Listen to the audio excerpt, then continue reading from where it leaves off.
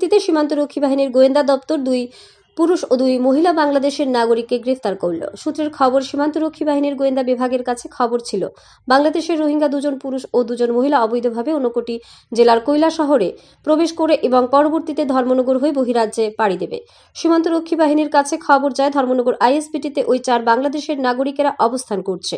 সীমান্তরক্ষী বাহিনীর গোয়েন্দারা আইএসবিটিতে এসে আটক করতে সক্ষম হয় তাদেরকে। পরবর্তীতে তাদের কৈলা শহরে নিয়ে যাওয়া হয়। তদন্তের স্বার্থে আধিকারিকেরা এ ব্যাপারে কিছু বলেননি। আটক এক বাংলাদেশের নাগরিকের কাছ থেকে জানা যায়, গতকাল কৈলা শহরের কোনো এক দিক দিয়ে অবৈধভাবে ভারতে প্রবেশ করে এবং 25,000 টাকার বিনিময়ে একজনকে অবৈধভাবে আন্তর্জাতিক সীমানা পার করে দেওয়া হয়। ব্যুরো রিপোর্ট, আরই, ধর্মনগর।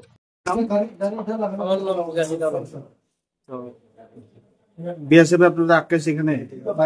এখানে কবে আসছেন? কালকে রাতে। কিভাবে আসছেন? কোন দিকে? ওই জায়গাটার নামটা জানি না। কৈলাসহর। কে নিয়ে আসছেন? এখানে তো ছিল একটা নাম তো ইকবাল। ও বাংলাদেশি থাকে। তো কোথায় যাবেন আপনারা? আমি যাবো দিল্লিতে। দিল্লিতে? বাড়ি কোথায় আপনার? আমার বাড়ি তো ওই বার্মা, রোহিঙ্গা। কত টাকা দিয়ে আসছেন ওদেরকে? আমার থেকে 25,000 টাকা নিয়েছে। 25,000?